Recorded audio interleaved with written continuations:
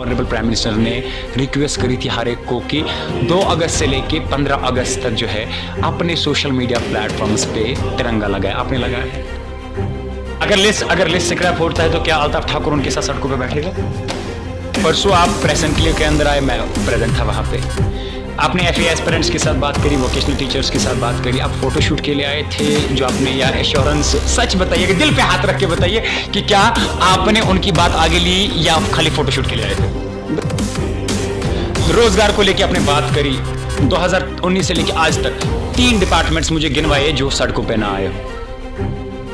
आप एक बार अपने दिल पे हाथ रख के ये कहे कि जिस चीज को लेके डीडीसी इलेक्शंस हुए थे, सरपंच इलेक्शंस हुए थे, उन्होंने वो काम किया। दिल पे हाथ रख के बताएं, अपने दिल पे हाथ रखें। और जो रियल आज़ादी मिली है वो आज़ादी 5 अगस्त 2019 को जम्मू कश्मीर के अवाम को खानदानी राज से, जुल्म से, जबर से, लुटेरों से मिली है। और अगर लिस्ट स्क्रैप होता है तो क्या अल्ताफ ठाकुर उनके साथ सड़कों पे बैठेगा? 370 हटने के बाद जम्मू कश्मीर के अंदर विकास हुआ, डेवलपमेंट हुई, बेरोजगारी दूर हुई। बीजेपी का नारा है और आज पूरी बीजेपी की टीम अगर बात करें, बीजेपी जम्मू कश्मीर की बात करें, हर घर तिरंगे की रैली को लेके जो है या उस मुहिम को लेके पूरी तरीके से मीडिया पे छाए हुए। लेकिन कई सवालात ऐसे हैं जो धारा 370 हटने के बाद 2019 से लेके अभी तक बहुत सारे ऐसे सवालात है जिन्होंने जन्म इस बात को लेकर लिया जो भाजपा के नारे थे।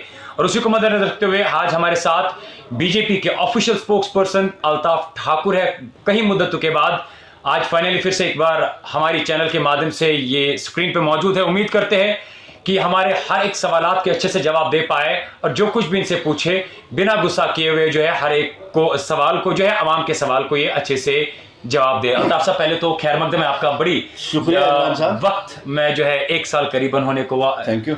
तो सबसे पहला मेरा सवाल है, कितना विकास, कितना डेवलपमेंट, कितनी बेरोजगारी कश्मीर के अंदर? विकास, जहां तक आपने विकास की बात की है, तीनों चीजें एक ही बात में मैं एक चीज आपको बताऊं। जहां तक आपने विकास की बात की, आप देख रहे हैं कि जम्मू कश्मीर में किस तेजी के साथ विकास हो रही है। आपकी पुल्स बन रही हैं, आपकी सड़कें बन रही, आपकी बिल्डिंग्स बन रही, आपके फ्लाईओवर बन रही, हर जगह विकास हो रहा है। और जहां तक आप बार बार विकास की बात देखिए,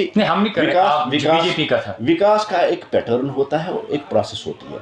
आपने देखा आज़ादी के बाद पहली बार यहाँ जो पंचायत राज की 3 पैटर्न की इलेक्शन कराई गई, 5 सरपंच इलेक्शन कभी हुई थी, लेकिन हमने 5 सरपंच के इलेक्शन करा दिए, हमने बीडीसी के इलेक्शन कर दिए जो कभी जम्मू कश्मीर में किसी ने सोचा नहीं था। हमने डीडीसी के इलेक्शन और 3 पैटर्न के जरिए, खाली म्यूनसिपल कमेटी के जरिए, म्यूनसिपल कॉर्पोरेशन के जरिए छोटे से छोटे गांव तक विकास लेना और विकास करना, ये भारतीय जनता पार्टी का हमेशा एजेंडा रहा और प्रमुखता रही और प्रायोरिटी रही है।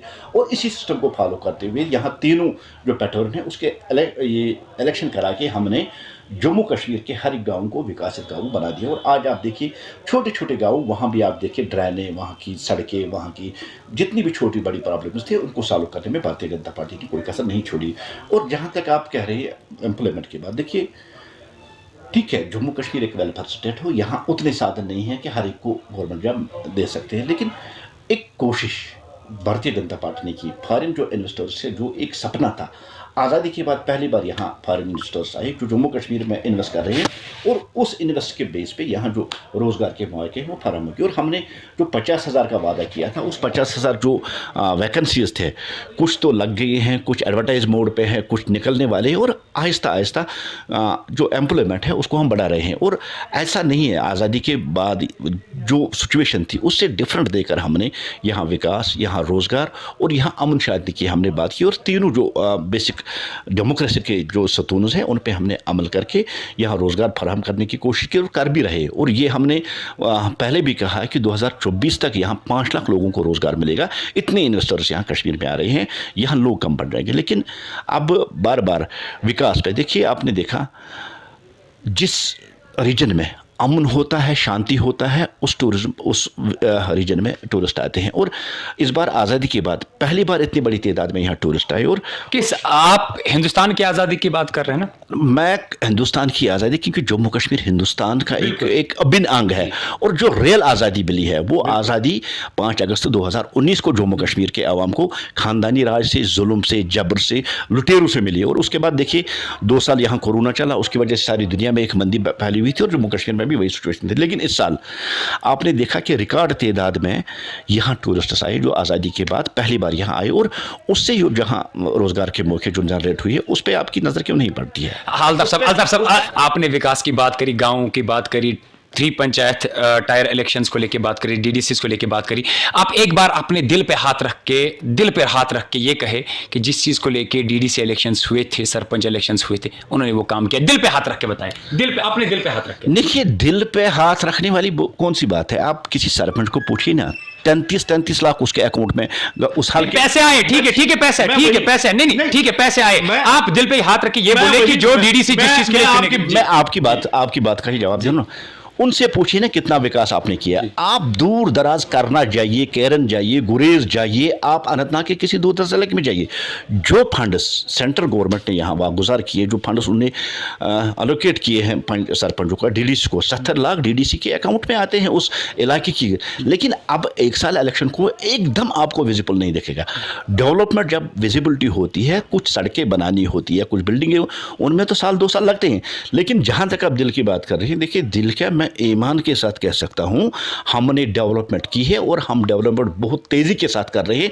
जिस तरह से सेंट्रल गवर्नमेंट ने हज़ारों करोड़ों की तादाद में यहाँ पैसा भेजा ताकि जम्मू कश्मीर एक डेवलपमेंट रियासत बन जाए, जम्मू कश्मीर डेवलपमेंट।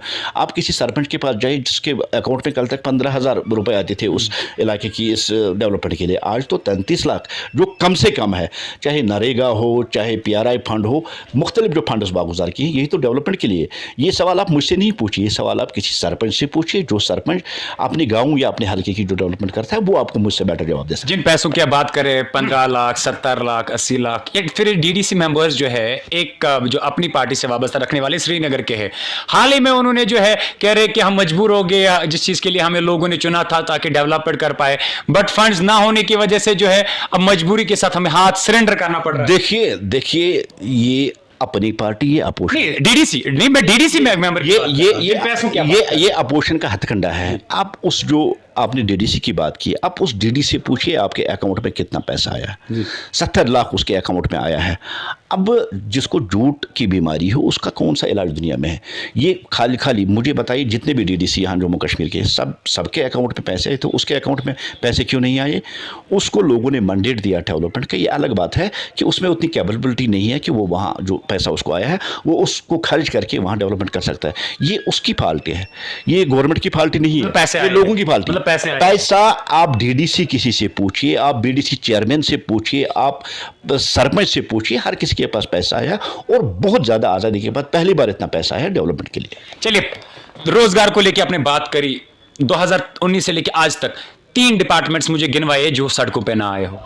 3 डिपार्टमेंट्स मुझे बताइए, पिछले 70 साल का, जिनके पास कोई पॉलिसी नहीं थी, जिनको इलेक्शन स्टंट के लिए कहा कि आप गवर्नमेंट एम्प्लॉय है, जो 50-50 रुपये तनख्वाह ले रहे हैं। मैंने खुद देखा है, मैंने खुद रिसर्च किया है, और मैंने इस पर बहुत कुछ लिखा भी है। देखिए, आपकी गवर्नमेंट स्कूल्स है, उन गवर्नमेंट स्कूल्स में आपने चौकीदार लगा के रखे हैं, कितना उनको मंथली सैलरी मिलती है? 50 रुपये। क्या उसको भी आप गवर्नमेंट एम्प्लॉय मानते हैं?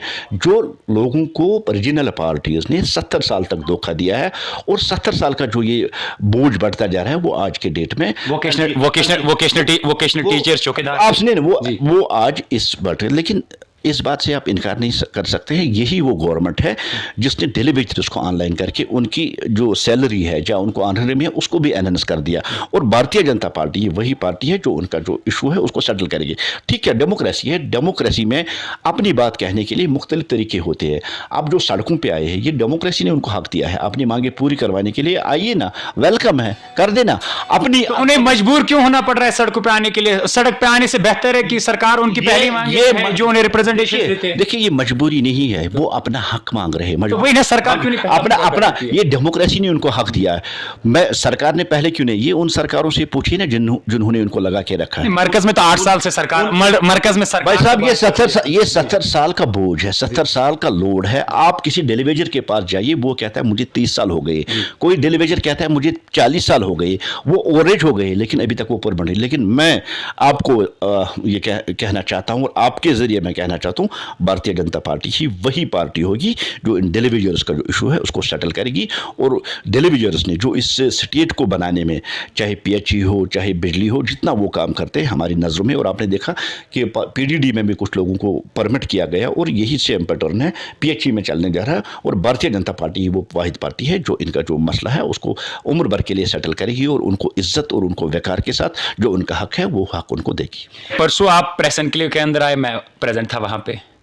आपने FA एस्पिरेंट्स के साथ बात करी, वोकेशनल टीचर्स के साथ बात करी, आप फोटोशूट के लिए आए थे जो आपने, या एश्योरेंस, सच बताइएगा, दिल पे हाथ रख के बताइए कि क्या आपने उनकी बात आगे ली या खाली फोटोशूट के लिए आए थे? देखिए, भारतीय जनता पार्टी फोटोशूट पे यकीन नहीं रखती। हम वो लोग नहीं हैं कि भारतीय आज की इस दौर में जहाँ डेवलपमेंट हो रही है, जहाँ नई सड़कें बन रही हैं, जहाँ मैग्नेटाइजेशन हो रही है, हम उन लोगों की तरह नहीं जो वहाँ फोटोशूट करके क्रेडिट अपने सर पे लेना चाहते हैं। दुनिया जानते हैं भारतीय जनता पार्टी की गवर्नमेंट है और डेवलपमेंट जहाँ हो रही है, मैग्नेटाइजेशन हो रही है, भारतीय जनता पार्टी की जो पॉलिसी है नेशनल लेवल पे, कि यहाँ तक नितिन गडकरी जी ने कहा था कि 2-3 दिन पहले उन्होंने कहा कि श्रीनगर से मुंबई तक 12 घंटे का सफर होगा, ऐसे में यहाँ सड़कें। अल्ताफ साहब सवाल में, अल्ताफ साहब मेरा सवाल कुछ और है, आप सवाल पे और लेके मैं आपकी बात का ही जवाब दे रहा हूँ। जहाँ तक आपने फाइनेंस अकाउंट्स असिस्टेंट की बात की है, हम 8 से ज्यादा बार अब तक मिल चुके हैं। करप्शन फ्री किनका नारा था? करप्शन फ्री किनका नारा था? अल्ताफ साहब ठीक, मैं आपको जवाब देने, मैं आपको पूरा मौका दूंगा। करप्शन फ्री मुझे पहला जो आपने क्वेश्चन किया है उसका जवाब देने दीजिए। हम 8 बार मिल चुके और आज सुबह मिल चुके, और मैंने वहां भी यही कहा कि हमारी यही LG इंतजामिया से और LG से यही हमारी अपील है, यही हमारी कोशिश होगी कि जिन लोगों ने करप्शन की है, चाहे वो SSB बोर्ड के मेंबरों से कोई भी हो, कितना भी बड़ा हो, या जिन कुछ गिने चुने लोग जिन्होंने करप्शन किया, उनको सजा दी जाए। जो टोट एट ऑल जो लिस्ट है उसको स्क्रैप न किया जाए। ये मेरी भी डिमांड है, ये मेरे जो स्टेट प्रेसिडेंट है उन्होंने भी कहा, जितने भी हमारे बड़े लीडर्स हैं हमने यही अपील की, और आज हम LG इंतजाम में फिर अपील करते। हमें फोटोशूट का कोई शौक नहीं है, फोटोशूट भारतीय जनता पार्टी इन चीज़ों पे नहीं, हम विकास, डेवलपमेंट और ग्राउंड जीरो पर प्रैक्टिकली उस चीज़ को करने पे विश्वास रखते हैं। फोटोशूट हमारा नारा नहीं है और ना हम फोटोशूट करते। करप्शन फ्री किनका नारा था? देखिए, भारतीय जनता पार्टी ने हमेशा करप्शन फ्री, और आपने देखा कितनी करप्शन फ्री है? वो 350 से ज्यादा जो अफसर्स है उनको हमने घर भेज दिया। तो आज कौन करप्शन कर रहा है सड़कों पे? फिर लोग क्यों है? देखिए, पुराने लोग करप्शन की वजह से, पुराने लोग हैं ना, पुराने लोग हैं, कुछ आदतें हैं, आहिस्ता आहिस्ता सबको सुधारेंगे, ठीक करेंगे, एक आदमी को भी नहीं छोड़ेंगे जो करप्शन कर रहा है। अब तो 70 साल का सिस्टम बना हुआ, बीमार सिस्टम था, इस बीमारी को दूर करने के लिए कुछ टाइम लगता है, लेकिन हमने 350 से ज्यादा जो अफसर है उनको घर भेजा है, जिसने भी करप्शन किया है। चाहे आपने देखा कि जो SI का लिस्ट निकला था उसको भी कैंसिल कर दिया गया ड्यू टू करप्शन, और जो फाइनेंस असिस्टेंट है उसकी भी इंक्वायरी बिठाई गई कि करप्शन की वजह से किसी भी हाल में करप्शन को बर्दाश्त नहीं किया जाएगा। जीरो टॉलरेंस हमारा नारा है करप्शन पे, लेकिन अभी हुआ नहीं। हम किसी भी हालत में, जो 350 लोग हैं वो किस लिए घर में बैठ गए? ड्यू टू करप्शन ही बैठ गए ना। और भी बड़े लोगों का लिस्ट आ रहा है। आपको लग रहा था सब इन बच्चों के साथ ज्यादती हो रही है? सिंपल सा, क्योंकि आप उन बच्चों के पास गए, 28वां दिन है आज उनका, आपको लगता है उन बच्चों के साथ ज्यादती हो रही है? क्योंकि उनको लगता है, आपको लगता है कि बजाय उन बच्चों को सफर कराने से बेहतर है कि विद इन नो टाइम में जो है उन करप्टेड ऑफिशियल्स को सड़कों पे लाया जाए, बीच चौराहे पे खड़ा किया जाए? देखिए, मैं आपको वसूख से ये कह दूंगा, मुझे लगता है 1-2 दिन में इसकी जो रिपोर्ट है वो भी सबमिट होने जा रही है, और मैं आपको यकीन दिलाता हूँ जिन्होंने करप्शन किया है SSB उस बोर्ड में या कहीं भी कोई छुपा हो, उसको विद इन 2 डेज उनको बुक किया जाएगा, उनको किसी भी हाल में नहीं छोड़ेगा। जहाँ तक बच्चों का ताल्लुक है, देखिए हम भी इस बात को मानते हैं, हम भी जम्मू कश्मीर के रहने वाले हैं, और इसी हम समझते हैं कि उनमें से कुछ बच्चे हैं जिनके पास बेचारे बहुत ज़्यादा गरीब है, जिन्होंने दिन रात मेहनत करके उन्होंने इस एग्ज़ाम को पास किया। और इसीलिए हमारी यही अपील है और यही डिमांड हमारी LG इंतजाम से रहे, आप उन अनासर को पकड़िए जिन्होंने करप्शन किया है या जो करप्शन में इन्वॉल्व। जहाँ तक आम बच्चा, जिस बेचारे के पास खाने पीने के लिए वाफिर मकदार में उसके पास रोटी नहीं है, और वो बेचारा कहाँ से करप्शन करेगा और वो कहाँ से देगा? इसलिए हमने बार बार यही कहा, हमें एहसास है, इस बात को हम तस्लीम करते हैं। इसमें बड़े इंटेलिजेंट बच्चे हैं, बड़े ब्रिलियंट बच्चे हैं, जिन्होंने अपने बलबूते पे दिन रात मेहनत करके कहाँ से पढ़ के उन्होंने इस एग्ज़ाम को पास किया। उनके साथ इंसाफ होना चाहिए, उनको इंसाफ मिलना चाहिए। अगर लिस्ट स्क्रैप होता है तो क्या अल्ताफ ठाकुर उनके साथ सड़कों पर बैठेगा? बिल्कुल। अगर देखिए, करप्शन फ्री बनाना हमारी प्रमुखता है। अगर कहीं गलत हुआ है, मैं भारतीय जनता पार्टी का ऑफिशियल स्पोक्सपर्सन हूं, मैं गवर्नमेंट का स्पोक्सपर्सन, अगर कहीं गलत होगा अल्ताफ ठाकुर सबसे पहले होगा जो उन लोगों के साथ खड़ा होगा, उन लोगों के साथ बैठेगा। हर घर तिरंगा को लेकर मुहिम चल रही है, NDA में बिहार में आपकी सरकार थी, कल एनडीए ने जो है तोड़ दी, नीतीश जो है आज वो सीएम की औहद ले रहे हैं 8वीं बार, क्या लग रहा है आपको कि क्या कारण रहा होगा? देखिए, जहाँ तक आपने हर घर तिरंगा की बात की है, देखिए हर घर तिरंगा मोदी जी की एक अपील थी, एक नारा था उनका। लेकिन आप भी कश्मीर के ही रहने वाले और आपने भी देखा, देखिए कश्मीर के हर एक कोने में आज तिरंगा यात्रा की रैलियाँ निकल रही। और आप देखिए भारतीय जनता पार्टी के वर्कर्स को आप अलग उस एक नज़रिए में देखिए, क्योंकि हम हमेशा तिरंगे के साथ थे और हम हमेशा देश पहले, पार्टी सेकंड और सेल्फ को लास्ट मानते। लेकिन आज देखिए, आज के स्कूलों में आज का जनरल पब्लिक, और आपने खुद देखा अभी कहाँ कहाँ से लोग यहाँ तिरंगा लेने के लिए आए। ये अब वो एक मुहिम ही नहीं रही, एक नारा ही नहीं। इसको जम्मू कश्मीर, खासकर कश्मीर और पूरे हिंदुस्तान के साथ साथ यहाँ कश्मीर में भी लोगों ने त्यौहार की तरह मनाना शुरू कर दिया। और जो रेस्पॉन्ड इसका मिला है, मैं समझता हूँ उन लोगों की आंखें खुलनी चाहिए जो लोग कभी कहते थे कि यहाँ तिरंगा उठाने के लिए कोई नहीं रहेगा। आज वो लाल चौक देखिए, आज वो शुपियन देखिए, आज वो कुलगाम देखिए, आज वो हंदवारा देखिए, आज वो पुलवामा देखिए, आज वो बारामूला देखिए, हर जगह लोग तिरंगा लेके अपनी छातों पे और शान से सेल्फी उठा के अपलोड करते हैं। मैं समझता हूँ उन ताकतों, उन लोगों को ये जवाब बहुत है जो आज कश्मीर के लोगों ने इसको रेस्पॉन्ड देके इसको त्यौहार की तरह मनाना शुरू कर दिया। आप एक इंपॉर्टेंट सा सवाल है, लेकिन इस सवाल को समझ जाइएगा। हाल ही में आपको पता है कि ऑनरेबल प्राइम मिनिस्टर ने रिक्वेस्ट करी थी हर एक को कि 2 अगस्त से लेके 15 अगस्त तक जो है अपने सोशल मीडिया प्लेटफॉर्म्स पे तिरंगा लगाए। आपने लगाया है? बस अब फिर आपने मेरा सोशल मीडिया आपने चेक नहीं, मैं पूछ रहा हूं, आपने चेक नहीं किया, आपने मेरा सोशल मीडिया चेक नहीं किया है।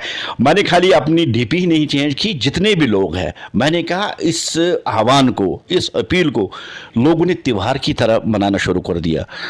भारतीय जनता पार्टी का कार्यकर्ता जो मोदी जी की अपील है, उस मोदी जी की अपील को नकारे, ऐसा हो नहीं सकता। मैं नहीं, कश्मीर के हर एक कार्यकर्ता ने सोशल मीडिया पे इस पिक्चर को अपलोड भी किया और आज देखिए डीपी भी वही होगी। इतना बड़ा रिस्पॉन्ड मोदी जी के आह्वान को मिला है और भारतीय जनता पार्टी का जो कार्यकर्ता है वो प्रतिबद्ध है देश के तय, इस नेशन फर्स्ट, पार्टी सेकंड और सेल्फ लास्ट।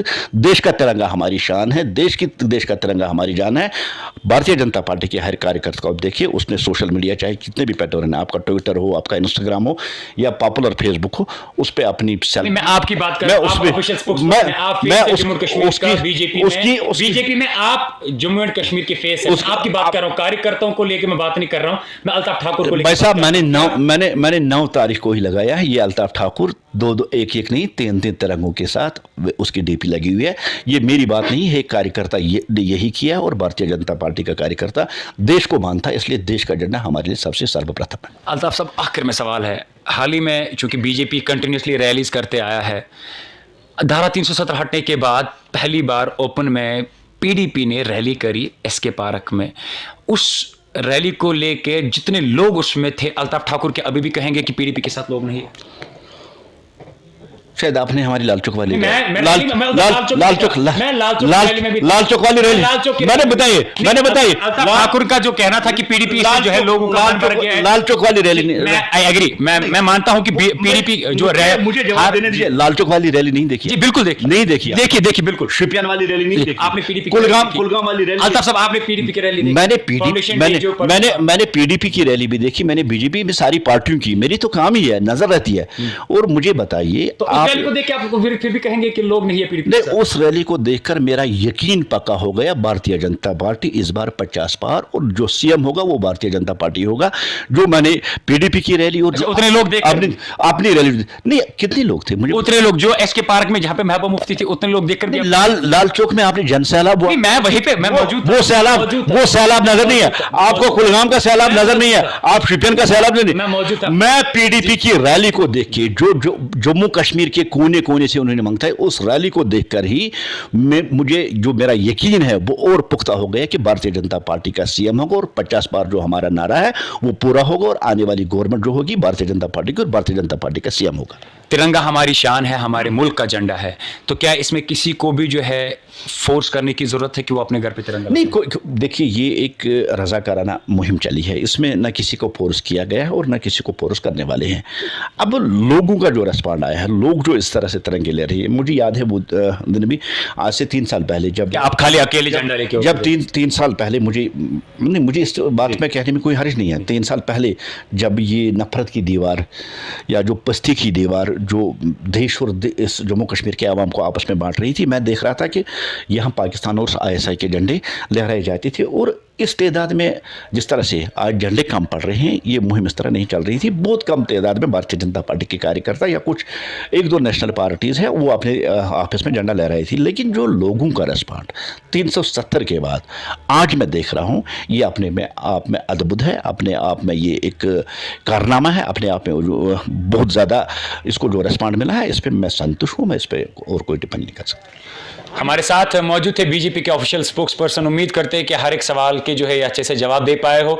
धारा 370 हटने के बाद करीबन 1 साल के बाद जो है आज 1-on-1 face of Altaf Thakur के साथ वक्त मिला, और जो भी सवालात आप लोगों को लेकर थे, और पर्टिकुलरली उन बच्चों को लेकर जिन बच्चों ने हाल ही में इनसे मुलाकात की थी, हाल ही में इनसे मिले थे, और इन्होंने एश्योरेंस दी थी कि ये उनके मसले को लेकर आगे बात करेंगे। और जितने भी सवालात थे धारा 370 हटने के बाद, उम्मीद करते कि हर एक सवाल के जो है अल्ताफ ठाकुर साहब अच्छे से जवाब दे पाए हो। आगे क्या कुछ सियासत के हवाले से सामने आता है वो भी हम सबसे पहले आप तक पहुंचाने की कोशिश करेंगे। तब तक के लिए आप मुझे और मेरे कैमरामैन को दीजिए इजाजत। अल्ताफ साहब, इतने बिजी शेड्यूल में अपना वक्त देने के लिए बहुत बहुत शुक्रिया। Thank you.